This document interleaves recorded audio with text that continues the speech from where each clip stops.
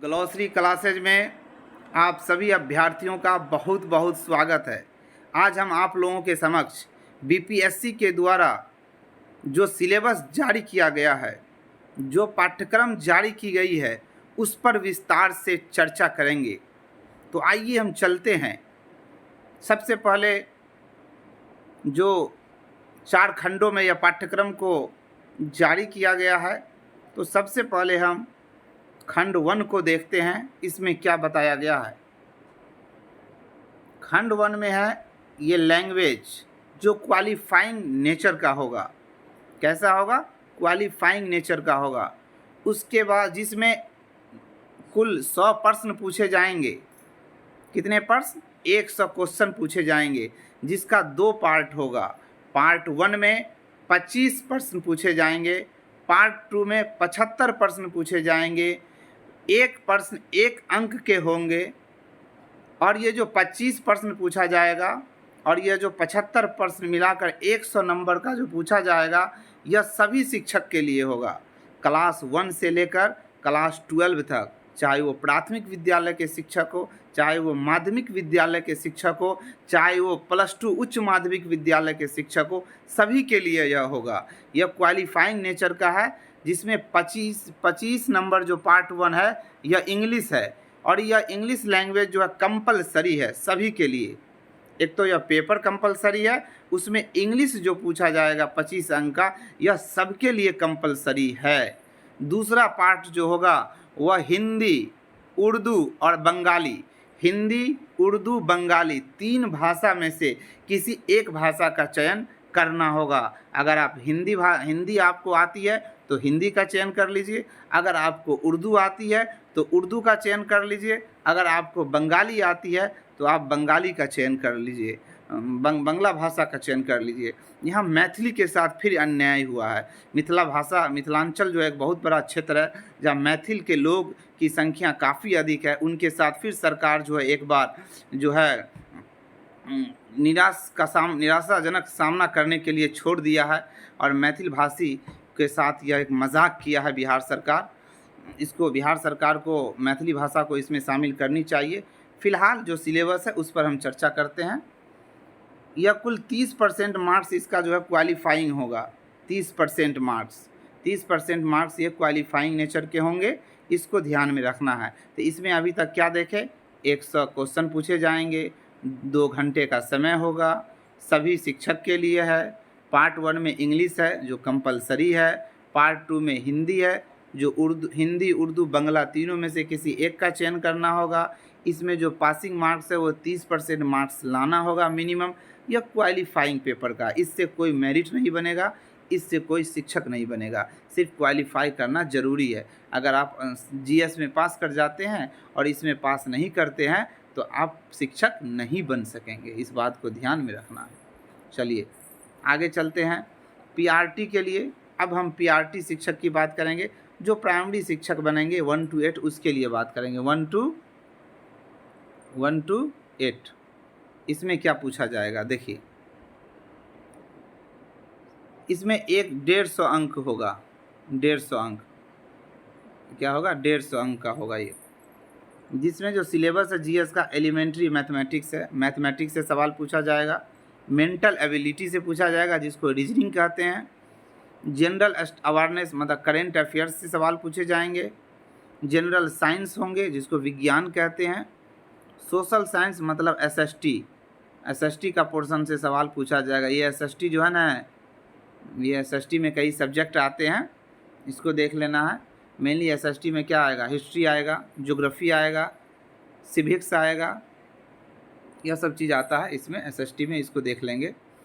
Indian national movement से सवाल पूछा जाएगा। भारतीय स्वतंत्रता संग्राम से सवाल पूछा जाएगा, वही इंडियन नेशनल मूवमेंट हुआ। मतलब इसमें आपको जो देखना है वो हम बताते हैं अभी। उसके बाद ज्योग्राफी होगा। तो देखिए मैथमेटिक्स का जो जनरल कंपटीशन की जो किताब आती है तो 1 to 8 तक है। तो आप लोग 10th स्टैंडर्ड का तैयारी कर लेंगे तो सेफ रहेंगे। रीजनिंग बना लीजिएगा। रीजनिंग कोई ज़्यादा नहीं भारी पूछेगा, सिंपल पूछेगा, इसको देख लेना है। और करेंट अफेयर्स जो है एडुटेरा का आप पुस्तक ले लीजिए। एडुटेरा का करेंट अफेयर्स काफ़ी है अपने आप में। फिर साइंस का जो है क्लास 9 10th का जो है साइंस की किताब जो NCERT की आती है उसको आप लोग पढ़ लीजिए। उसके बाद सोशल साइंस जो SST है, इसमें जो है 6 to 8 का जो है उसको पढ़ लीजिए NCERT। और इंडियन नेशनल मूवमेंट जो है ये NCERT से आप पढ़ लीजिए। 1885 कांग्रेस की स्थापना से लेकर और भारत की आज़ादी 1947 तक का जो इतिहास है उस पर कमांड कर लीजिए। कहीं एक क्वेश्चन न दायां होगा न बायां होगा। उसके बाद ज्योग्राफी एंड इन्वायरमेंट वही क्लास 3 से लेकर 3 4 5 में इन्वायरमेंट का है। क्लास 3 से लेकर और क्लास जो है 10th तक का जो है ज्योग्राफी इन्वायरमेंट को अच्छे से देख लीजिए। NCERT all book based on NCERT, सभी किताब NCERT की पढ़नी है, इसको ध्यान रखना है। चलिए हो गया 1 to 8 के लिए। अब हम लोग चलते हैं हाई स्कूल की तरफ। हाई स्कूल का पाठ्यक्रम क्या है सो देखिए। हाई स्कूल का पाठ्यक्रम वही है, सबसे पहले सब्जेक्ट रहेगा और GS रहेगा। इसमें GS की तैयारी करनी पड़ेगी उतना ही जितना PRT इधर 1 to 8 के शिक्षक को GS की तैयारी करनी है। लेकिन यहाँ पूछा जाएगा सिर्फ 50 अंक, 50 क्वेश्चन। इसमें जो 150 क्वेश्चन है इसका 2 भाग है। एक पार्ट 1 जो विषय, जिस विषय का शिक्षक बनना है आपको, यहाँ पर विषय हम नहीं लिखे हैं, मतलब जिस विषय का आपको शिक्षक बनना है उस विषय का आपको चयन करना होगा। अगर आपको गणित का शिक्षक बनना है तो 100 अंक का गणित पूछा जाएगा। अगर आप उर्दू का बनना है तो 100 अंक का उर्दू पूछा जाएगा। अगर आपको हिंदी का बनना है तो 100 अंक का हिंदी पूछा जाएगा। अगर आपको अंग्रेजी का बनना है तो 100 अंक का अंग्रेजी पूछा जाएगा। विज्ञान का बनना है तो 100 अंक का विज्ञान पूछा जाएगा। और यह GS 50 अंक का पूछा जाएगा, उसका ये सिलेबस है। गणित है, करेंट है, नेशनल मूवमेंट है और ज्योग्राफी है। इसमें थोड़ा शॉर्ट किया है GS को। और उसके बाद आगे चलिए, उसके बाद हम लोग देखते हैं सब्जेक्ट।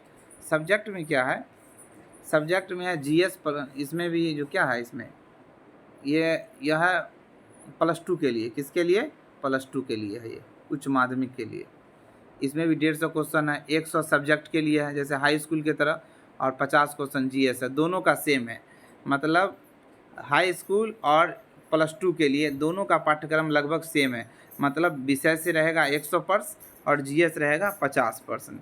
मेनली जो 1 to 8 का जो सिलेबस है GS का, यह थोड़ा चूँकि पूरा GS बेस्ड कर दिया है इसको, तो इसको थोड़ा सावधानी से बरतना है और सावधानी से पढ़ना है और अच्छे से पढ़ना है।